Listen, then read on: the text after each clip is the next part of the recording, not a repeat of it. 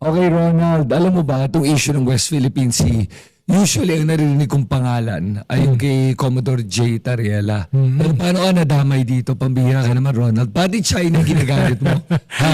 Hindi ba marami ka ng kaaway? Nalagdagan na naman ako, linggo-linggo, nagagalaiti yung Chinese Embassy. Oo nga. Dahil nitong past 2 weeks, medyo bumabanat yung ilang mga leaders natin sa China. Oo. Dahil doon sa harassment nila, doon sa ating mga mangingisda. Oo. No, na diyan sa Escoda Shoal, mga taga Mindoro, Winater Cannon pa naman, yung mga nakasakay lang sa bangka. So nagalit yung ating mga leaders katulad ni Senator Kiko Pangilinan, Risa Hontiveros, Chel Jokno, Laila De Lima, Secretary Gibo Chodoro, at saka Coast Guard spokesperson Tariela. Tapos sa isang lecture ni Commodore J. Tariela, inilabas niya yung mga lumalabas sa social media na mga caricature ni Xi Jinping. Nakakabot sa Chinese Embassy, galit na galit. No, galit na galit kay Tariela. Tapos pinanatbanatan si Tariela. Dinipensahan uli nila Senator Kiko, nila Senator Risa, ni Chel Jokno, at saka ni Laila De Lima. Si Commodore Tariela. No, tapos sumagot uli yung Chinese Embassy. Talagang galit ng gagalaiti. Tapos pa iniinsulto yung ating mga leaders. So last Sunday, naglabas ako ng column. Nakisawsaw ka. Oo, sabi ko, trolls in suits. Ba't naman ganito yung Chinese Embassy? Dapat diplomat sila eh. Para silang mga trolls. No, kung bumalat. No? Ayan. Pagkabasa nila sa umaga, sa tanghali, may sagot na. Wow. No, binabanatan ako na medyo mahaba. Ako daw, nagpapa-importante. Hindi naman daw ako importante. No? Sabi ko, tanggap ko naman, hindi naman ako importante talaga, katulad ni Kristan.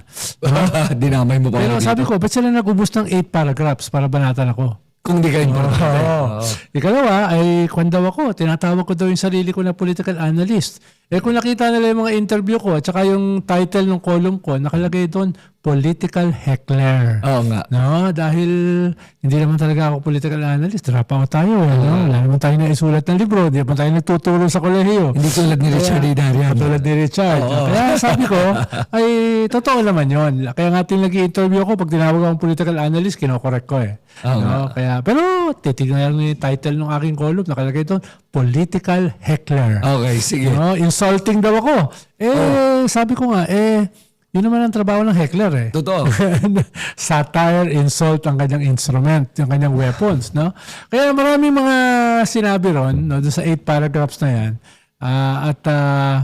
Kwan daw, ako daw ay wolf, hyena in sheep's clothing. So, kinorek ko lang ng konti. Sabi ko, mali yung idiom. Idiot? Sorry, idiot? Yung idiom. Yung idiom. Yung idiot. Okay. Sabi ko, kung babanat sila, ayusin naman nila yung idiom. Okay. No? Para medyo maganda yung banatan. No? Et cetera. Kaya baka banatan uli ako dahil yung sagot ko kahapon ay medyo ikakagalit nila. Na naman? Oo. Pero beyond the exchanges, ang mahalaga dito ay, teka, no? Ba't kayo galit na galit? Oo nga. Kayo yung nag-i-invade sa aming teritoryo. Yep. Kayo nagtayo ng artificial island sa aming teritoryo. Yep. After namin kayong payagan for decades na mangisda at gamitin yung aming teritoryo, kami pa yung pinaalis nyo. At hindi nyo lang kami pinaalis. Nagtayo kayo ng mga isla. Nagsimula sa bato, yung malaking isla. Tapos kayo yung galit na galit. Diba? Dinidepensahan namin yung aming mga mangingisda na wilang water cannon. No? So, ganoon yung konteksto. Kaya, huwag kalimutan yung bigger picture. Sige. So, tatanong ko lang para sa akin kasi nung nakita ko yung ginawa ni Jay Tariela, yung caricature, natawa ako. Okay, natawa talaga ako. Pero naisip ko din na hindi ba medyo undiplomatic naman yung paraan kung paano niya yung ginawa? At parang, I'm just pushing back, tignan ko lang kung may punto lang ng China. Hindi ba parang, you're a part of the government. Yes. You're an extension of the president in a way, di ba? Na sana naman, mas diplomatic naman yung approach mo. Siguro, dahil, pero hindi naman siya diplomat eh. No, Okay. siya ay sundalo. Okay. No, at sila yung frontliners na binabanatan. So, siyempre, pag ikaw ay sundalo, medyo galit ka, no? Actually, ang dala mo nga armas buti nga hindi tayo nagpapaputok pag nilusob tayo, di ba? Pinaputulo pa ng daliri. Yes. No, kaya parang dun yung hugot naman ni Commodore J. Tariela. Parang sila yung nasa gitna na binubuli Yep. no? Kaya maunawaan ko yung ganong klase. Pero ang ginawa kasi niya ay parang kinokot niya yung lumalabas sa social media. No, it's a way para sabihin na hindi galing sa akin yan. No, galing yan sa social media. Right. No, dahil sinasabi lang niya na galit na yung mga Pilipino. Kaya may mga ganyang klase ng mga caricature. No? Okay. At maliit na bagay yun kumpara doon sa panghihimasok sa ating teritoryo. Totoo naman. At saka kung tingnan mo naman, in fairness to Commodore Tariela, pagpakinggan mo yung kanyang sinasabi, sabi nga niya naman na kaya nga hindi natin binabanatan sila o bumabawi ng water cannon kasi ang pag-water cannon ay ginagamit lang para kung may sunog sa gitna ng dagat na kailangan hindi ginagamit yan daw para sa mga ibang tao o mga ibang barko tulad ng ginagawa ng China. And sinabi naman niya that he is trying to, and the Philippine Coast Guard is trying to maintain professionalism pagdating sa mga ganitong encounters para hindi daw mag-escalate. Pero yung ngayon, ang nangyayari, nagiging World War II lumalabas. Yes. Oo. And is this really bad ba na yung Chinese embassy ngayon, first time na parang ganito ko nakita na lumalaban na rin? And sino ba talaga? Well, bago tong ambassador nila. Yun. Bago tong ambassador nila. Kaya siguro, gusto niyang mag-debut with a bang. Gusto niyang, nandito ako ngayon, hindi ako katulad ng previous ambassador, no, na career, na diplomat. Ako ay palaban ako. No? Kung gusto niya ng away, makikipag-away ako. Hindi ako diplomatic. Parang yung kanyang asta. No? Tapos sabi pa nga niya, doon nung binanatan ako, ay parang wala naman kami nakitang reklamo nyo. Di sabi ko, may more than 200 diplomatic protest tayo na hindi nila pinansin. Tapos meron tayong victory sa UNCLOS. Yes. Suportado tayo ng international law na sila mismo ay signatory. No? At ngayon, 10th anniversary ng ating historic victory sa UNCLOS. Kaya siguro galit na galit sila. Dahil 10 years, binabanatan sila ng mundo. Yes. No? Dahil hindi lang ito karapatan natin sa West Philippine Sea. Karapatan ito ng mundo sa South China Sea. Yes. Na 30-40% ng global trade doon dumadaan. At ang gusto nilang sabihin, amin ito. Yep. Itong South China Sea. Ibig sabihin, kung dadaan kayo dito, magpapaalam kayo. Ang sabi ng UNCLOS, hindi sa inyo yan. Walang legal basis yung inyong 9, 10, or 11 dash line. At ang nag-call out sa kanila, isang bansa lang. Pilipinas lang. Wow. No? At sinuportahan yan ng UNCLOS, kung saan signatory mismo ang China. Sabi ng China, hindi naman kami dumalo kung babasahin niyo yung rules ng UNCLOS, kahit hindi kayo dumalo, no? Problema niyo yun. Gagawa sila ng judgment. No?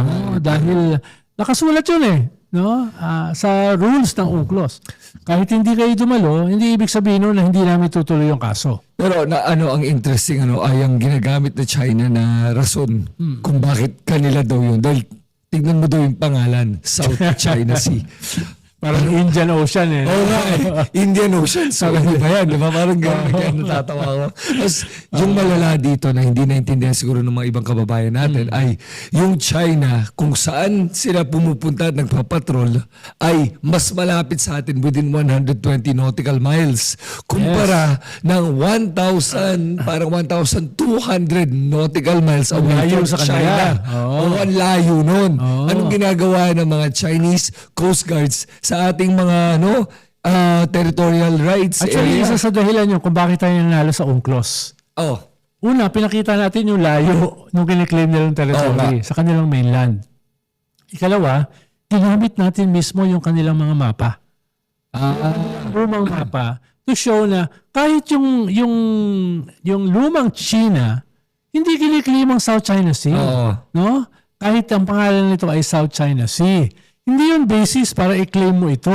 Yes. Mismo yung mga luma nilang mga mapa nung Ming Dynasty pa, ginamit namin. At doon kami nanalo. Ayun lang wala sila.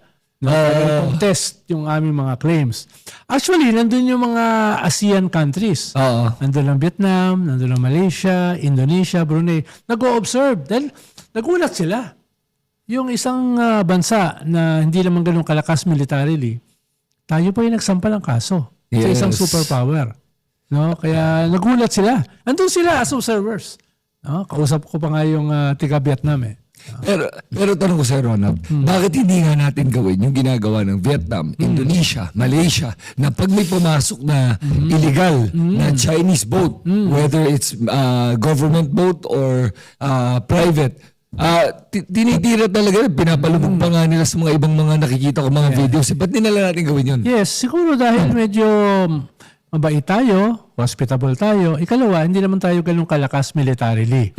Halimbawa, sa Indonesia, pag may pumasok illegally ng mga Chinese vessels sa kanilang teritoryo, pinapasabog nila. Oo nga. Diba? Sa Malaysia, pinagbawal mag-drill dun sa contested area, mag-drill ng langis. Nag-drill ang Malaysia. No? Nag-drill ang Malaysia. Oo. Walang nagawa ang China. No? Yung Vietnam, pinigilan din nila mag-drill. Nag-drill din. So, ang kaibahan, medyo malakas itong mga bansang ito militarily. Mas malakas ba talaga sila? Mas malakas sila. Ang Singapore ka, lit-lit, mas malakas sa atin eh. No? Dahil nga, baka yung modernization natin kung saan, ng armed forces kung saan napupunta. No? Dahil ilang dekada na yung ating modernization, hindi pa rin ma-modernize. No? Sana magbago na yan. No? Magbago na yan. Para medyo lumakas din tayo. At least yung ating defensive capability. Yes. Wala naman tayong balak i-invade ang China. No? At dagdag pa dyan, napakayaman kasi ng West Philippine Sea. Baka nga mas mayaman pa yan sa ating landmass eh. In terms of mineral, aquatic, resources, nandyan. No? Ito nga, kakadiscovery pa lang natin ng bagong Malampaya area. No? At yung China mismo, nakadiscover sila ng part ng West Philippine Sea na may 100 billion barrels ng oil. Wow. Isang lugar lang yan, ha? No? At saka dyan sila nangingisda dahil yung aquatic mass ng China sa kanilang coastal area, ubos na. Nag-overfishing na sila. So gusto nila, dito sila mag-overfishing. At huwag mong kalimutan, Chris, nagsimula yan dahil hinuli natin yung isang Chinese vessel na namimirata ng mga giant clams, giant turtles. Mga kwanto protected to mga to Kaya hinuli natin, no? Pinakawalan din natin later. Doon galit na galit ang China. Pumunta nga ako sa China noon para makipag-usap. Sabi ko, ba't kayo galit na galit? Ginagawa lang naman namin yung ginagawa natin sa isa't isa dati. Pag merong mga Filipino poachers, sinuhuli nyo. Pag may mga Chinese poachers, sinuhuli namin. Tapos sinusuli rin natin uli. Ba't ngayon, galit na galit kayo, parang balak nyo kami i-invade. Sabi ng mga Chinese, hindi nyo na pwedeng gawin ngayon yan. Sabi ko, bakit? Bakit? Sabi nila, superpower na kami. So it's about saving face. Wow. Isang sampid lang kayong bansa, tapos hinuhuli nyo yung aming mga fishing vessels. Parang ganun. It's about, pride. No? Or the right of might. Yes. Ganun na ba tayo? Umabot na ba tayo sa punto ngayon na it's the right of sabi might? namin sa kanila Sabi ko, pinapabayaan namin kayong mangisda sa aming teritoryo. Hindi namin kayo tinataboy. Ngayon, naghalit kayo dahil superpower na kayo. Kami ngayon ang tinaboy nyo. Hindi lang kami tinaboy, nagtayo pa kayo ng mga artificial islands. Yes. Tapos palapit na kayo ng palapit sa Palawan. Sabi pa ng inyong foreign ministry, pati yung Palawan ay teritoryo nyo. Grabe. Ano ba yan? Diba? Ano ba yan? No? Kaya, yun. Tapos yung ating DFA, inawardan pa sila pagkatapos i-water cannon yung ating mga isda. Binigyan sila ng visa-free entry ng 2 linggo. Diba? Kaya sana naman itong ating DFA ay maglabas ng statement protecting our leaders. Para hindi na ako yung naglalabas ng statement.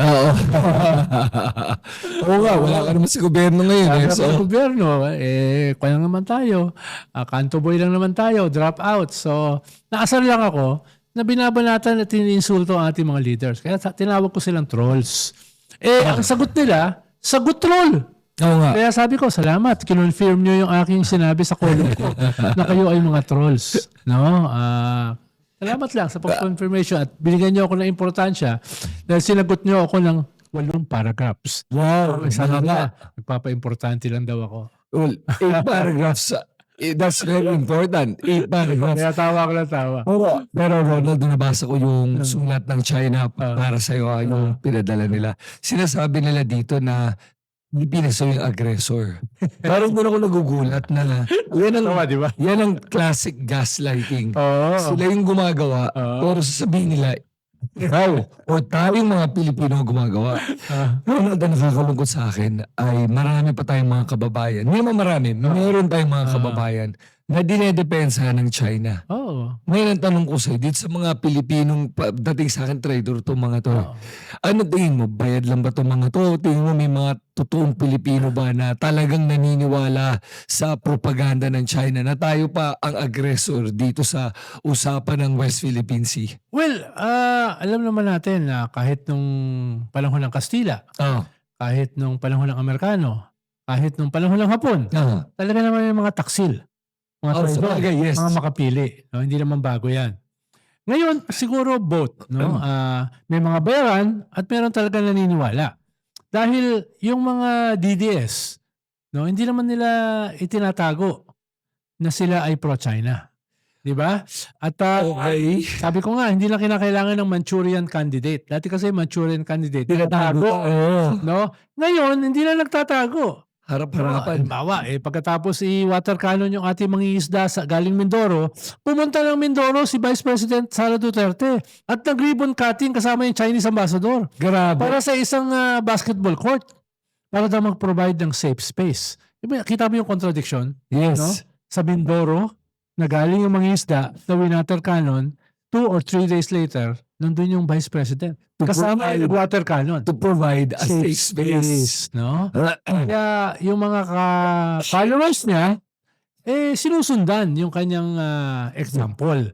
Tapos, naniniwala ako, meron din mga bayaran. Mismo si Trixie Angeles yung host dyan sa isang show sa Bilyonaryo, yung The Spokes. Mismo siya, inamin niya sa isang congressional hearing. Yes. Na nag-training sila sa China. All expenses paid. All expenses Yes. paid. Para maging mga podcasters, Yes. influencers, no? Mismo siya, inamin niya. No? At ngayon, siguro, ini-implement niya yung kanyang training bilang co-host ng isang talk show na ang title ay spokesperson. No? Wow. Ngayon tingin mo ba yung mga yan? Hindi ba nagkaroon tayo ng congressional hearing tungkol sa issue na yan? Bakit ba hindi ba yan treason yan? Hindi ba walang batas laban siya? Well, yes. Pero wala naman tayong treason laws Yung ating treason laws, 1938 pa yata, panahon pa yata ng Commonwealth. At ang nakalagay doon, treason sa panahon lamang ng gera. Kaya nga ang suggestion ni Senator Ping Lacson, kumuha na tayo ng talagang tunay na treason laws. No? Para kabahan naman yung mga traidor, mga taksil at saka mga makapili. No? Dahil lantaran yung kanilang pagtataksil Sobra. Lantaran yung kanilang pagtatraidor. Parang hindi nila kinakahiya. Totoo. No? Kaya sabi ni Senator Ping Lacson, gawa tayo ng bagong batas. Laban dyan. Siyempre, mahabang proseso pa yan. No? At siyempre, mahalaga yung mga fine details niyan Yes. Dahil baka pati tayo tawagin traidor. Baka ma-weaponize yan sa lahat kritiko ng gobyerno. Diba? Kaya, So pag ganun, tingin mo, moving forward, anong solusyon natin dun sa issue laban sa West Philippine Sea between us and China? Kasi nga, nakita ko naman, nag-post ka na parang kumambyo ka ba, umatras ka, nagpasalamat ka sa China. yes, dahil give credit where credit is due. Okay. Hindi yung pagbigay nila ng isang bote ng tubig at saka biskwit. No? Dun sa isang mangisda na sinakluluhan daw nila na mukhang hindi naman. Dahil naghihintay lang yung mangisda ng kanyang mother boat. Bigyan na natin sa kanila yon. No? After nun, nag-water cannon sila. Yes. No? Ngayon, merong tinulungan sila together with the Coast Guard na lumubog na vapor. Okay yun. No? Dahil tayo, gagawin din natin sa kanila yun. Yes. No? At kahit galit tayo, nung sinagasaan ng isang Chinese vessel, yung ating mga isda, o Mindoro, na muntik mamatay, mahigit 20 ating mga isda, kahit hindi naman tayo nagtatanim. No? Kaya give credit where credit is due kung sakaling tumulong sila, no? Pero hindi nun binabawasan yung ating criticism sa kanila sa kanilang ginagawang aggression Yep. at invasion sa ating teritoryo na tayo pa daw ang may kasalanan. Imagine mo, no? Lulusubin natin yung biggest navy in the world, no? The second biggest economy in the world, no? The second biggest population in the world, no? Sobrang tapang naman natin. Tayo pa ngayon aggressor. Ayon sa China, ha? Oo nga. Tayong aggressor. Parang playing victim pa sila dito. Oo. Tingnan mo yung gaslighting na yun, di ba? Yeah. Kaya ayusin naman nila. Dahil wala namang maniniwala niyan. Ano sabi, tinatanong mo? Anong gagawin natin? Well, una, gawin pa nating mas mulat yung ating mamamayan. Ngayon kasi 90% ng ating mamamayan ay galit sa China. Gawin na natin 99%. Yan. No? At ipaliwanag natin ang husto, anong ibig sabihin ng UNCLOS? Anong ibig sabihin ng ating historic win? At gaano kayaman ba ang West Philippine Sea para sa susunod na henerasyon ng mga Pilipino? Para sa kabataan. Oo, tama. No? At ikatlo ay kunin natin ang simpatsya ng mundo. Dahil, halimbawa, yung pumunta dito, hindi lamang mga Amerikano, mga Australians, mga New Zealanders, mga Indians, mga Koreano, mga Hapon, di ba? Mga French, mga UK, mga British vessels. Ibig sabihin, yung mundo ay nasa atin yung kanilang simpatsya. Oo nga. At sa dulo, dyan takot ang China. Yung economic vulnerabilities nila. Oo. No? Kaya ang pinaglalaban kasi natin, inuulit ko, hindi lang yung ating karapatan sa West Philippine Sea, yung karapatan ng mundo. Yes. Dito sa napakahalagang waterway na ito, itong South China Sea. Totoo yun. Kaya na-appreciate naman yan ng mundo. Kaya yun yung ating, dahil hindi naman natin kaya labanan ng China. Oo nga. Wala naman tayong balak makipagbarilan sa kanila. Pero yun yung pinakamalaki nakikita kong problema. Na kahit yung mga trolls na kumakampi sa China, sinasabi, sige, meron kang UNCLOS, nanalo ka nga dyan. Pero ano bang magagawa natin para ma-enforce yan? Kasi China will do what China wants to do. And kitang-kita natin, ilang beses na nila inabuso, na-exploit ang West Philippine Sea sa kanyang mga resources. Ubus na nga Ikaw na nagsabi nun Ano bang pwede nating gawin on top of that? Parang wala Kahit naman, nanalo tayo on paper. Hindi ma-enforce. Una, dapat unite mo nga yung ating mamamayan. Okay. Lahat. Sila dyan, di ba? Unite mo. Tapos, tabuin mo na yung mga traidor, mga taksil, mga makapili. Tabuin mo na yan. Papuntahin mo na sila sa China. Mabuti nga. Kuha tayo ng barko. Sasakay natin sila lahat. Sila ron. Maging sila tumira. Sila lang sila. Diba? Yun yung isa. I-unite natin yung mamamayan. Lalo na yung kabataan. Oo nga. Dahil mahihirapan din yung China kung united tayo Oo nga. Kung gusto nila, hati-hatiin tayo. Kaya binabayaran nila yung mga taksil. Yes. No? Ikalawa nga, itong simpatsya ng mundo. Dahil mahirap naman tayong awayin ng China kung nandito yung mundo sa likod natin. Pero dapat tayo na sa harapan.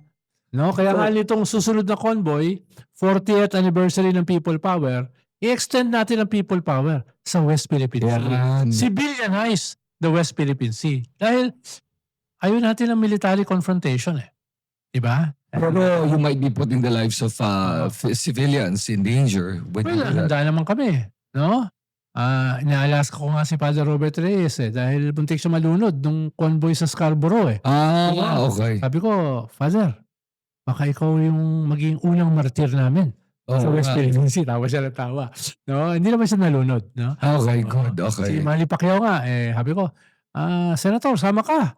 Tapos makita ng China yung isa sa icons namin nandito sa front line. No? Tapos pag ikaw ay nahulog sa tubig, sisisihin ng China. Tawa siya ng tawa. No? Pero yun yung mahalagang dapat natin gawin. Yung simpatsya ng mundo ay kunin natin. Dahil wala naman tayong balak na magkagulo rito. No? Pero hindi naman pwede na, papayagan mo yung mga artificial islands sa ating teritoryo. Papayagan mo silang palapitan ng palapitan sa Zambales at saka sa Palawan. Kung pinabayaan mo yan, isipin nila, di naman pala lalaban itong mga to Wala lang palang resistance sakupin na natin. No? Sakupin na natin. Dahil kaya naman pala. Katulad ng ginawa nila sa Tibet. Katulad ng ginawa nila sa sa yung mga Uyghur. Oh, yeah. No? Katulad ng ginawa nila sa Hong Kong. Sabi nila, gawa tayo ng kasunduan. 2 systems, 1 country.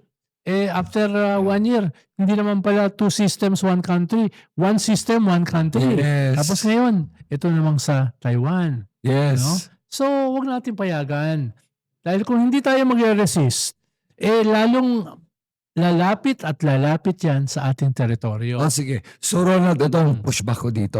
Tingin ko lang kasi, kahit na sabihin mo mas malakas ang Vietnam kaysa sa atin, sa militarily, kahit sabihin mo mas malakas ang Malaysia militarily sa atin, pero kumpara sa China, mahina pa rin sila. Pero kaya nilang lumaban at kaya nilang protektahan ang kanilang territorial waters. Yes. Bakit ba hindi natin pwedeng gawin yun? Meron naman siguro tayong kapasidad kahit papano para naman pag may pumasok ay dilubog natin. Hindi ba pwede yun? Pwede yun. Kailangan lang ng maayos na leadership. Halimbawa, nung panahon ni President Tigo, anong sabi niya? Anong masama sa pagiging probinsya ng China? Oo nga, yun lang. Diba? So, and that was just 3 years ago. Yep. Diba? So, siyempre, mahalaga dito leadership. No? Na ipakita ng ating mga liderato na united tayo laban sa China. Yung Vice President po lang hindi na kayo united diba? So, tapos ang dami mong may mga local newspapers ka. Yes. Na openly pro-China. Yep. No? Yep. Na binabasa pa rin ng mga Pinoy, di ba? No, kaya ayoko maging racist dahil halimbawa ikaw ang apelyido mo Tan. Pero malinaw na kahit ang apelyido mo ay Chinese sounding, ikaw ay laban sa ganitong klaseng invasion ng China. Yes. No, kaya yung ating mga kapwa Pilipino, huwag sila maging racist na pag may nakitang mukhang Chinese o ang apelyido ay Chinese sounding, galit na sila. Oo nga. No? Dahil mga Pilipino yan, marami dyan, mas Pilipino pa nga sa mga panguang noo tsaka mga itim. No?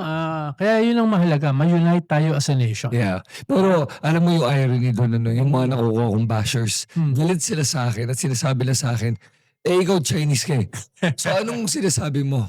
Gusto mong pensahan ko ang China dahil Chinese ako. Kaya galit ka sa akin dahil pinaglalaban ko ang Pilipinas bilang isang Filipino-Chinese. Kinakampihan kong Pilipinas, ikaw Pilipino, galit ka pa sa akin. Ikaw ba ipangina racist ha? Oo nga, parang hindi ko maintindihan. Ako no? Oo, hindi ko nakikita yung problema ng comprehension sa Pilipinas na pinapakita sa ating... Kaya natuwa ako doon sa Chinese Embassy statement nung sinabi ko na para naman kayong troll kung tumira. Sinagot ako na para talagang troll. Kaya salamat. Na-confirm nyo yung aking sinasabi sa column ko. No? So Ronald, hindi ka na makakapunta ng China. Matagal na. Siguradong hindi na. Pero ako naman, matagal na ako nakapaglibot sa China No? Dahil nung ako ay cabinet secretary, ako yung nag-negotiate doon. Tapos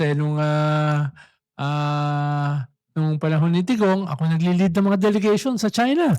Ako na nga yata ang Pinoy na nakapagsalita sa kanilang Chinese Communist Party School.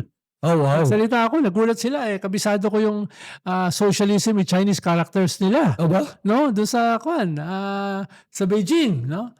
Tapos nung 98th anniversary ng kanilang partido, inimbita rin ako para magsalita dahil ang tingin nila, nauunawaan ko yung kanilang sistema. Aba. No? Na medyo kaunti. Nabasa ko nga yung mga 5 volumes ng Xi Jinping Thought. Sabi nila, hindi sila makapaniwala na may Pinoy na nagbasa nun. Wow. No?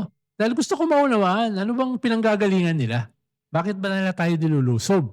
No, dahil nung panahon ni Deng Xiaoping, ang kanyang ideologue at saka Foreign Affairs Secretary, si Zhou Enlai.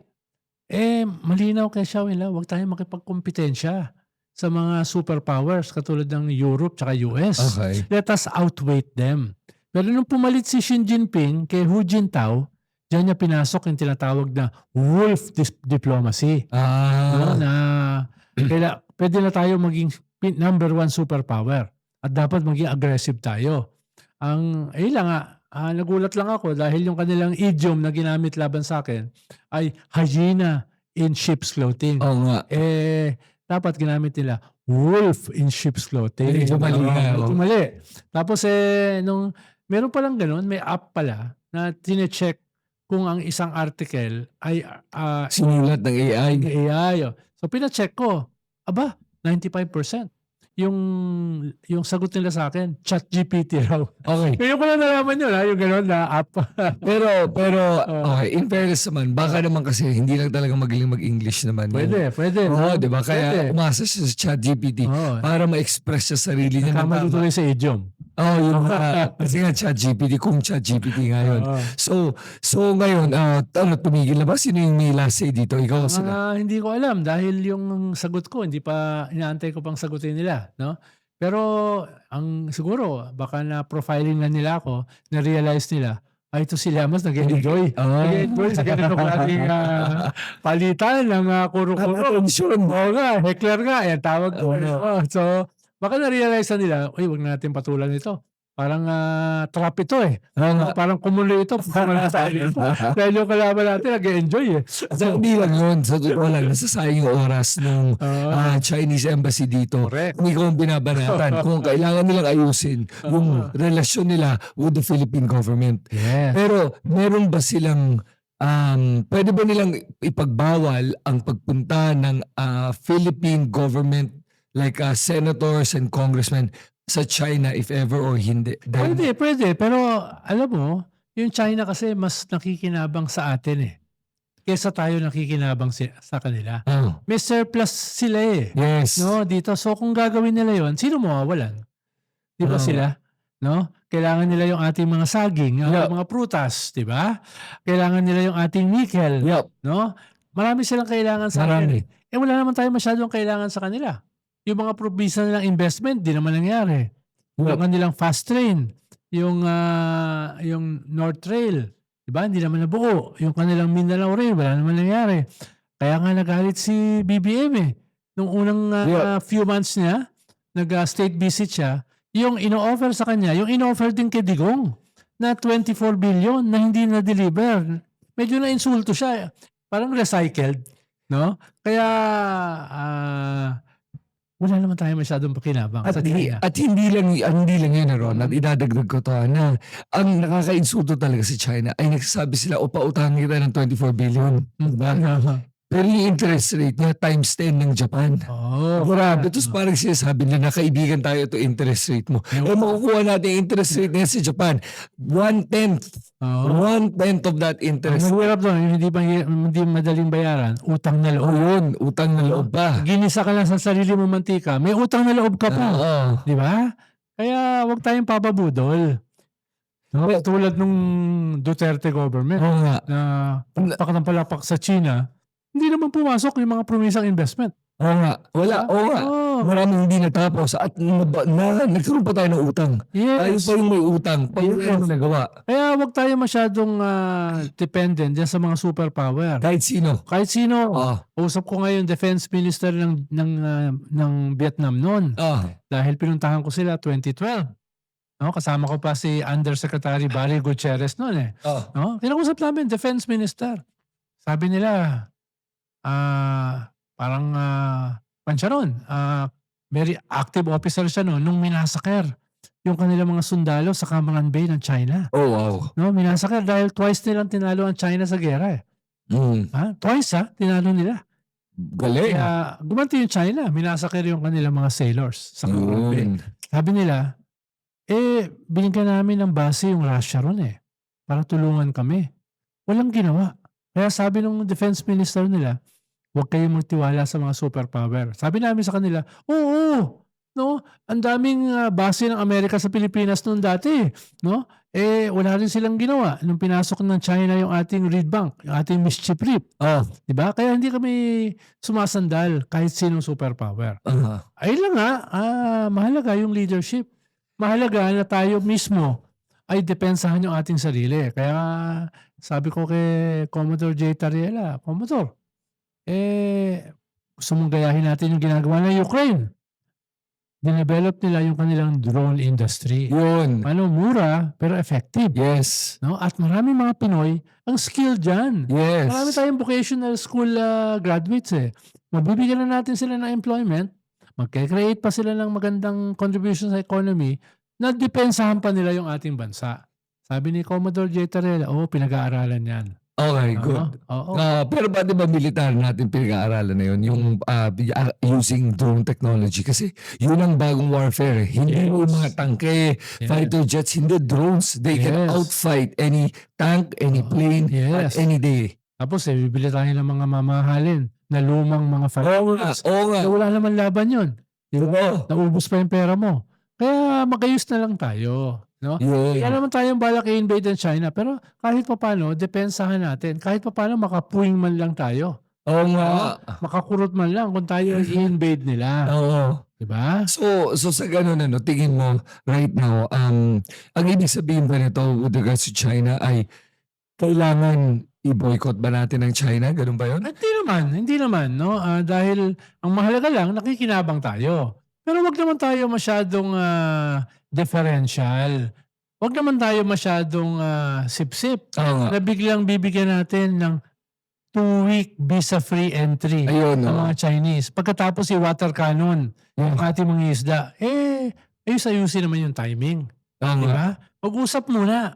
Pag nakapag-usap, may ma-arrive na makuha, tsaka natin papasukin. Yun. Diba? Oo. Tapos, trabaho ng ating foreign affairs na depensahan naman yung ating mga leaders Yes. na nag-criticize lamang ng legitimate aggression ng China. Okay. Diba? Ang hirap niya, nakabuntot pa sa atin eh. Ito, world diplomacy. Yung sa atin ay ship diplomacy. No? So, medyo mahiya naman tayo sa ating mga sarili. Oo nga. Na hindi tayo pwedeng tapak-tapakan na lang. Yun nga. Kahit superpower pa yan. Oo. So dahil doon Ronald, salamat sa sa pagdepensa mo sa ating mga opisyal sa gobyerno at sa Pilipinas kasi kailangan natin ng mas marami pang taong tulad mo at sana mas marami pa sa ating mga kababayan ay magsalita din ng mga maayos laban sa China. Hindi naman kailangan mag-insulto pero kahit papaano dapat lang ipakita yung kanilang protesta sa ginagawa ng China. So sa ganun, kayo sa inyo, agree ba kayo sa mga binanggit ni Ronald dito sa ginagawa niyang pag-heckle sa China? Kung tutusin, ikaw yung nagtutroll sa kanila. Di ba? O kaya disagree kayo, sulat niyo lahat doon sa comment section sa ibaba. At pag nauusan mo ang mga ganitong klaseng content, palagi ko naman sinasabi Ronald, please mag-subscribe din sa aking YouTube channel. Okay Ronald, may gusto mo sabihin? Maraming salamat. Dapat bawat isa sa atin ay maging political heckler. Yun. Dahil hindi naman tayo mga political analysts, no? Diyan lang naman tayo tambay sa kanto, no? Sumasakay ng MRT, no? Nag-aangkas. Dapat lahat tayo ay ipakita sa China, no? Kahit sino pa man tayo, kahit hindi tayo mga senador, kongresista, political leader, ay handa nating depensahan ang ating bansa, no? At wag nating kalimutan yung sinabi ng isang idol ko, si Saul Alinsky, the most efficient weapon in our arsenal is satire. Yun. Dahil mahirap magdepensa laban doon. Sa mga armas, baka mas madali magdepensa. No? Pero sa satire, medyo mahihirapan sila. Ayun, okay. With that, salamat Ronald Llamas, salamat sa ating mga viewers at abangan niyo aming susunod na kabanata. Salamat. Salamat.